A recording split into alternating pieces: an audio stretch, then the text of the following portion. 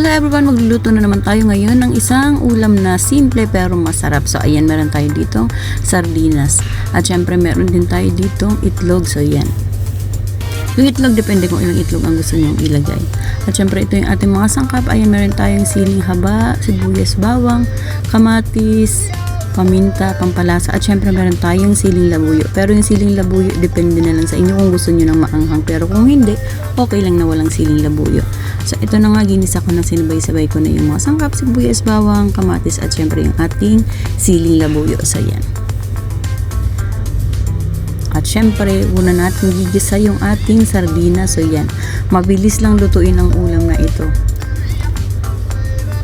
At syempre, hindi ganun gaano ang gastos. So ayan. Hayaan lang natin yan na kumulo ng konti. At syempre, nilagay ko na yung ating pampalasa kasi ang bilis lamang lutuin ng ulam na to. So ayan, nilagyan ko rin yan ng konting tubig para naman hindi siya dry. So ayan, haluin lang natin para naman pantay yung lasa niya.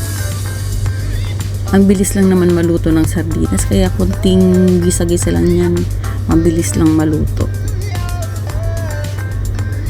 At syempre dahil luto na yan, ayan, lalagay na rin natin yung ating kalamansi. Yan, nilagyan ko rin yan ng konting kalamansi. Depende yan sa panlasa nyo.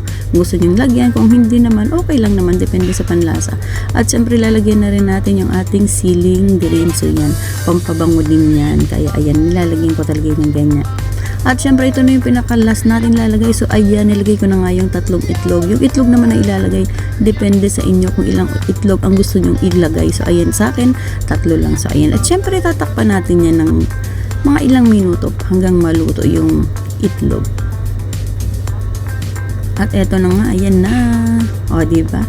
Para lang pizza. Ayan, parang sardinas na pizza. So, ayan, o, diba? Kahit anong itawag niyo dyan, basta ang importante, ito ang ulam na napakasimple pero talaga namang masarap. So, ayan, o, diba? Mabilis mang lutuin. So, ayan ang ating ulam ideas. So, ito na nga, luto na. O, diba? Naku, talaga namang itsura palang nakakatakam na. Ang napakasimpleng ulam, pero talaga namang mapapa-unli-rice na naman tayo nito. So, yan ang aking ulam ideas for today's. Ayan ang ginisang sardinas na may itlog. So, ano pang inaantay nyo? Try nyo nang lutuin ito, paniguradong magugustuhan ninyo. So, thank you so much for watching.